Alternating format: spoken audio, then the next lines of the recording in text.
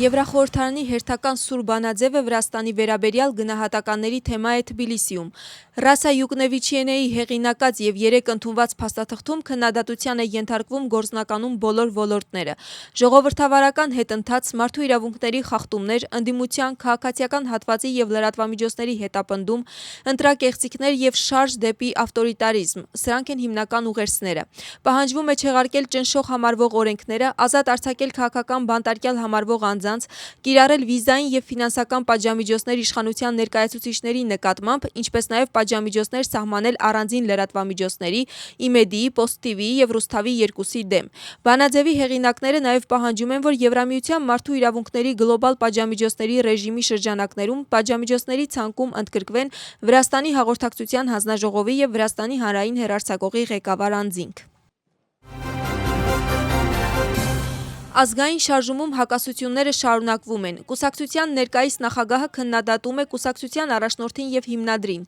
Թինա Բոկուչավան Միխեիլ Սաակաշվիլիի որոշումը Նանուկա Ժորժոլյանին առաջարկել ազգային շարժման նախագահի պաշտոնը անվանել է հապճեպ եւ ոչ հետեւողական։ Բոկուչավայի հայտարարությունը հենց կուսակցության ներսում գնահատվել է որպես ոչ ճիշտ քայլ։ Հիշեցնենք, որ 2 օր առաջ Թինա Բոկուչավան Սաակաշվիլիի այս որոշման վերաբերյալ տարածված տեղեկությունները քաղաքական բամբասանք էր անվանել, սակայն հետագայում Միխեիլ Սաակաշվիլին պաշտոնապես հաստատեց այդ տեղեկությունը։ Իր հերթին Ժորժոլյանին օրվա վերջում հրապարակված գրառման մեջ նշել է, որ իրեն ազգային շարժման ճգնաժամային կառավարիչ է պատկերացնում եւ պատրաստակամություն է հայտնում կուսակցությունը ղեկավարել երիտասարդների հետ միասին։ Ազգային շարժման ներսում առկա հակասությունները նաեւ քաղաքական դաշտում են գնահատականների թեմա։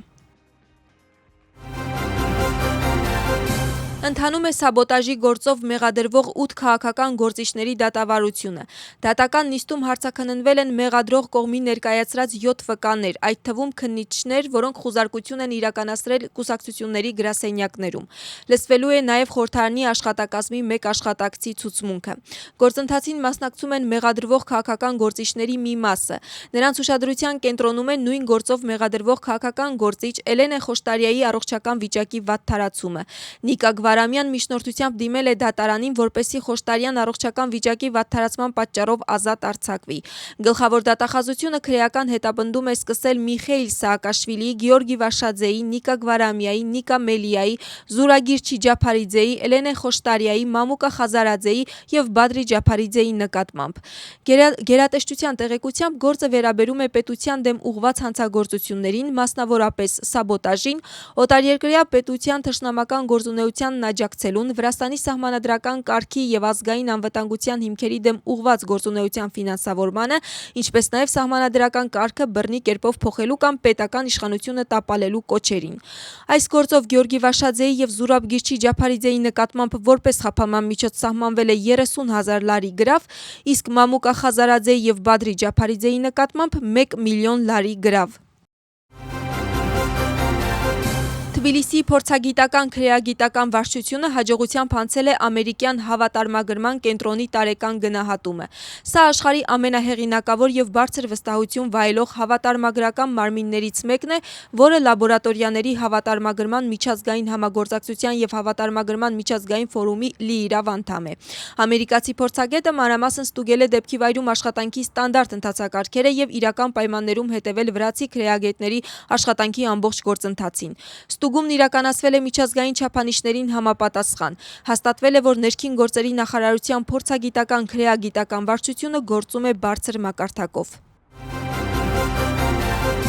Ամերիկայի եւ Իրանի նախագահները ստորագրել են փոխըմբռնման հուշագիր։ Դոնալդ Թրամփը համաձայնագիրը ստորագրել է Վերսալի պալատում կազմակերպված ընթրիքի ժամանակ։ Սա հեշտ չէր, դա հաստատ կարող եմ ասել, նշել է Թրամփը ստորագրելիս։ ԱՄՆ-ի վարչակազմի ներկայացուցչի տեղեկացմամբ Թրամփը ստորագրել է փաստաթղթի տպագիր տարբերակը, որից հետո ստորագրված օրինակի լուսանկարը փոխանցվել է իրանական կողմին։ Ստորագրել է նաեւ Իրանի նախագահը։ Իրանի արտաքին գործերի նախարարության ներկայացուցիչ Իսմայիլ Բաղայի հայտարարությամբ Իրանի պահանջով փաստաթուղթը կազմվել է ինչպես անգլերեն, այնպես էլ պարսկերեն լեզուներով։ Նրա խոսքով պարսկերեն տարբերակը լիովին համապատասխանում է անգլերեն տեքստին։ Համաձայնագիրը բաղկացած է 14 կետից եւ ներառում է մոտ 800 բառ։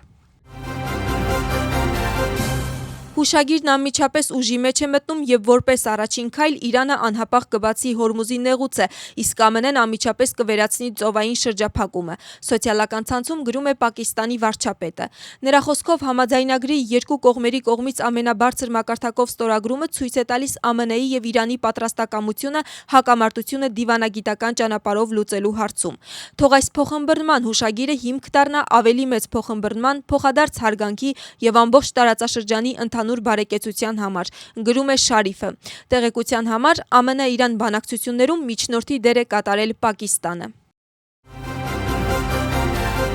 ՆԱՏՕ-ի գլխավոր քարտուղար Մարկ Ռյուտեն դրական է գնահատել Իրանի եւ ԱՄՆ-ի կողմից ստորագրված համաձայնագիրը եւ նշել, որ այն կվերականգնի Հորմուզի նեղուցում նավարկության ազատությունը։ Միաժամանակ ՆԱՏՕ-ի գլխավոր քարտուղարը հաստատել է, որ դաշինքի ուժերի մոդելում ԱՄՆ-ի ներդրման կրճատումը կիրականացվի արագ։